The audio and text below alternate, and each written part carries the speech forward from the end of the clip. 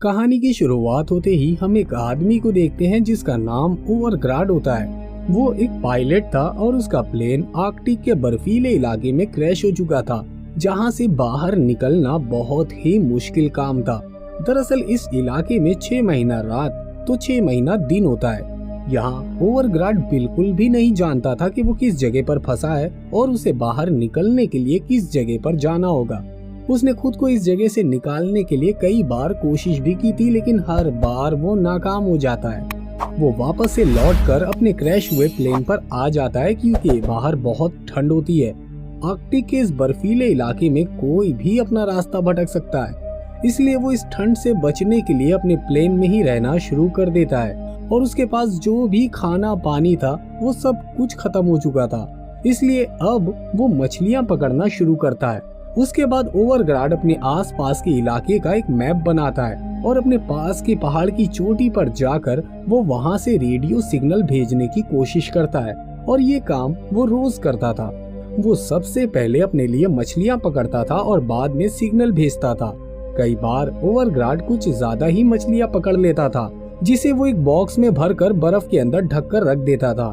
अब एक दिन जब वो मछलियां पकड़कर आ रहा होता है, तब वो देखता है कि किसी ने उसके बॉक्स से मछलियां चुराकर खा ली हैं। अब वो अपने आस पास देखता है, उसे अपने पैर के करीब ही भालू के पैर के निशान नजर आते हैं। ये देखकर वो डर जाता है और जल्दी से अपने प्लेन में वापस आ जाता है। कुछ देर के बाद वो बाहर आता है और रेडियो से फिर से सिग्नल भेजने की कोशिश करता है, लेकिन इस बार जब वो सिग्नल भेज रहा होता है तब वो देखता है कि उससे काफी दूर एक पोलर बियर खड़ा है। ये देखकर वो थोड़ा डर जाता है क्योंकि उसे पता है कि पोलर बियर आर्कटिक के इस बर्फीले इलाके का सबसे खतरनाक जानवर है, जो कि उसके लिए जानलेवा साबित हो सकता है। अगले दिन दोबारा से ओवरग्राड सिग्नल भेजने की कोशिश करता है और इस बार उसके रेडियो के बीकन में ग्रीन लाइट जलती है, जिससे उसे पता चल जाता है कि किसी ने उसके सिग्नल को रिसीव कर लिया है। और ये देखकर वो बहुत खुश होता है। तभी उसे वहाँ एक हेलीकॉप्टर नजर आता है, जिसे देखकर वो जोर जोर से चिल्लाने लगता है। अब उसे उम्मीद हो जाती है कि ये हेलीकॉप्टर उसी के लिए आया है, वो लोग उसे बचा लेंगे, लेकिन तभी वो हेलीकॉप्टर तेज हवाओं की लपेट में आ जाता है और वो भी क्रैश हो जाता है। ये देखकर तो ओवरग्राड की यहाँ से बचने की सारी उम्मीदें टूट जाती हैं। वो जल्दी से उस हेलीकॉप्टर के पास जाता है तो देखता है कि पायलट की मौत हो गई है और उसी हेलीकॉप्टर में एक लड़की होती है जो अभी भी जिंदा होती है, लेकिन वो काफी घायल होती है। इसलिए ओवरग्राड उसे अपने प्लेन में लेकर आता है। ओवरग्राड दोबारा से उस हेलीकॉप्टर में अपने लिए कुछ जरूरी सामान लेने जाता है। वहाँ उसे कुछ नूडल्स, गैस स्टोव और आर्कटिक के पूरे एरिया का मैप मिलता है। उसे वहाँ एक ट्रॉली भी मिलती है जिसमें वो सभी जरूरी सामान को रखकर अपने प्लेन में वापस आ जाता है। अब ओवरग्राड गैस स्टोव को जलाकर अपने लिए नूडल्स बनाता है। वो इस खाने को लेकर उस लड़की को भी खिलाना चाहता है, लेकिन वो लड़की इस हालत में नहीं थी कि वो इस खाने को खा सके।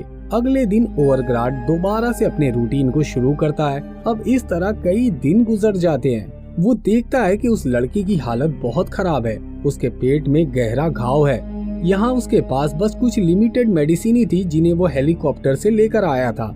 ओवरग्राड के पास कोई प्रॉपर ट्रीटमेंट ना होने की वजह से उस लड़की की हालत दिन ब दिन खराब होते जा रही थी। इसलिए वो फैसला करता है कि उसे इस बर्फीले इलाके से बाहर निकलना होगा, क्योंकि अगर अब इस लड़की को प्रॉपर ट्रीटमेंट ना मिला तो वो मर भी सकती है।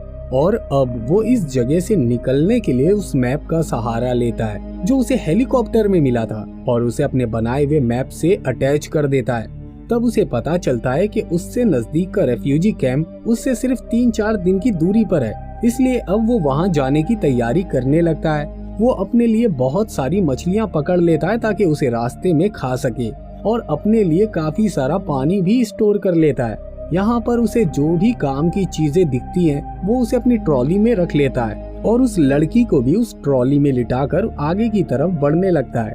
अब यहाँ से ओवरग्राड अपना आगे का सफर शुरू करता है, इस उम्मीद पर कि जल्द ही उसे कोई कैंप मिल जाएगा और वो अपनी और इस लड़की की जान बचा सकेगा। अब वो उस ट्रॉली को खींचते हुए धीरे धीरे आगे बढ़ता है। फिर रात को वो एक गर्म जगह देखकर आराम करने लगता है। यहाँ वो मछलियाँ पकाता है और उस लड़की को भी खिलाता है। अगले दिन ओवरग्राड फिर से उस ट्रॉली को खींचते हुए आगे की तरफ बढ़ने लगता है, जहाँ उसके सामने एक पहाड़ आ जाता है। इस पहाड़ के बारे में उस मैप में कुछ भी नहीं बना था, फिर भी वो उस पहाड़ को पार करके उसके दूसरी तरफ जाना चाहता है। वो सबसे पहले अपने सभी जरूरी सामान को उस पहाड़ पर रख कर आता है, फिर वो उस लड़की को ऊपर की तरफ खींचना शुरू कर देता है। लेकिन काफी कोशिश करने के बाद भी वो उस लड़की को ऊपर की तरफ नहीं खींच पाता। अब ओवरग्राड के पास सिर्फ 2 ही रास्ते थे, या तो वो उस लड़की को छोड़कर अपना सारा सामान लेकर इस आसान से रास्ते से आगे किसी कैंप की तरफ चला जाए, या तो वो उस लड़की के साथ दूसरे रास्ते से आगे बढ़े, जो कि काफी मुश्किल और दिक्कतों वाला रास्ता था। अगर वो लोग उस दूसरे रास्ते से जाएंगे तो उन्हें 5 दिन और ज्यादा लगेंगे। काफी देर सोचने के बाद ओवरग्राड फैसला करता है कि वो इस लड़की के साथ उस लंबे वाले रास्ते से ही आगे बढ़ेगा और इस लड़की को बचा कर रहेगा। ये देखकर हमें पता चलता है कि चाहे रास्ता कितना ही मुश्किल क्यों ना हो, लेकिन हमें दूसरों की मदद करते रहना चाहिए। फिर वो उस रास्ते से पैदल चलना शुरू कर देता है और शाम को एक गुफा में आराम करने के लिए रुक जाता है, जहाँ वो दोबारा से मछली को बनाता है और उस लड़की को भी खिलाता है। लेकिन अब उस लड़की की हालत और भी ज्यादा खराब हो गई थी। अब वो खाना भी नहीं खा रही थी, इसलिए ओवरग्राड उसे सिर्फ पानी पिलाता है। उसके बाद वो उस गुफा में सो जाता है। थोड़ी देर के बाद उसे किसी की आवाज आती है, जिसकी वजह से उसकी आंख खुल जाती है। वो समझ जाता है कि इस बर्फीले इलाके में कौन आ सकता है। जरूर बाहर कोई पोलर बियर है। वो एकदम ही शांत हो जाता है। तभी उस लड़की को खांसी आ जाती है, इसलिए बाहर खड़ा पोलर बियर अब इस गुफा में घुसना चाहता है, लेकिन गुफा का रास्ता काफी छोटा होता है, इसलिए वो अंदर नहीं आ पाता। लेकिन वो पोलर बियर उस छोटे से रास्ते को खोदना शुरू कर देता है ताकि वो उसके अंदर जा सके। अब ओवरग्राड उसे भगाने के लिए एक फ्लेयर को जलाकर उसके पास फेंक देता है। उसमें से निकलती हुई आग को देखकर पोलर बियर डर जाता है और वहां से भाग जाता है। अब ओवरग्राड को जब ये पता चल जाता है कि वो पोलर बियर उनसे दूर भाग गया है, तो वो अपना सफर एक बार फिर से शुरू कर देता है। और इस बार हालात पहले से भी ज्यादा खराब हो गए थे, क्योंकि अब तो बर्फ का तूफान भी शुरू हो गया था, जिस वजह से अब उसकी हिम्मत जवाब दे रही थी। इसलिए वो आगे ना बढ़कर यहीं रुकने का फैसला करता है। यहाँ वो उस ट्रॉली की आड़ में उस लड़की की स्लीपिंग बैग में ही सो जाता है। जब ये तूफान खत्म होता है तब ओवरग्राड की आंख खुलती है और वो ये महसूस करता है कि उसका पूरा शरीर बर्फ की तरह जम चुका है और अब तो उसकी उंगलियों ने भी काम करना बंद कर दिया था। लेकिन फिर भी ओवरग्राड एक बार फिर से अपने आगे के सफर के लिए निकल पड़ता है। थोड़ी दूर जाकर ओवरग्राड एक कपड़ा जलाता है और उस आग की मदद से पानी को पिघलाकर पीता है और लड़की को भी पिलाता है। उसके बाद ओवरग्राड उस लड़की के जख्म को देखता है, जो अब पहले से भी ज्यादा खराब हो गया था। ओवरग्राड को अब लगने लगा था कि ये लड़की अब नहीं बचेगी, इसलिए वो उसे वहीं छोड़ने का फैसला करता है और खुद आगे बढ़ जाता है। लेकिन थोड़ी दूर जाने के बाद वो एक खड्डे में गिर जाता है, जिसकी वजह से अब उसके पैर में भी चोट लग गई थी और उसे काफी दर्द हो रहा था।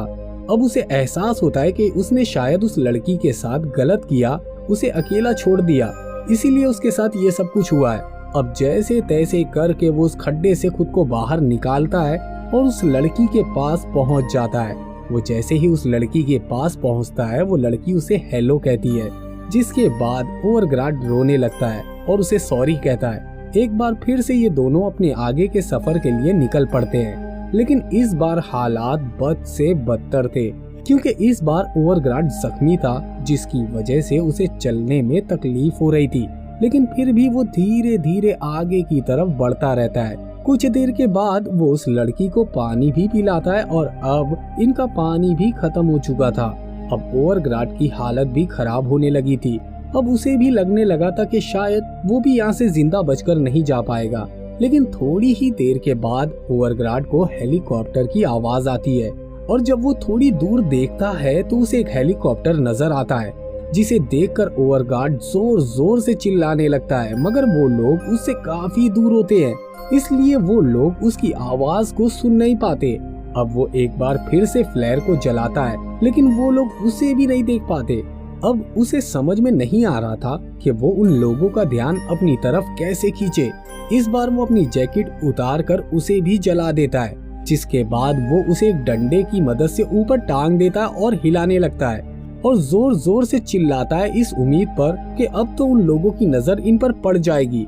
इस बार वो अपने साथ उस लड़की को भी शामिल कर लेता है, लेकिन फिर भी वो हेलीकॉप्टर वाले उसे नहीं देख पाते और वो वहाँ से चले जाते हैं। अब ओवरगार्ड ना उम्मीद हो गया था कि अब वो बच नहीं पाएगा। वो बिल्कुल ही मायूस हो गया था। उसके बाद वो नीचे गिर जाता है और उस लड़की का हाथ पकड़ता है और उसे इट्स ओके कहता है। लेकिन थोड़ी ही देर के बाद वो हेलीकॉप्टर वापस आता है और उनके पीछे आकर लैंड करता है और इसी के साथ ये मूवी यहीं पर खत्म हो जाती है। अगर आपको हमारा ये वीडियो पसंद आए तो वीडियो को लाइक, चैनल को सब्सक्राइब और हाँ, बेल आइकॉन के बटन को दबाना ना भूलें।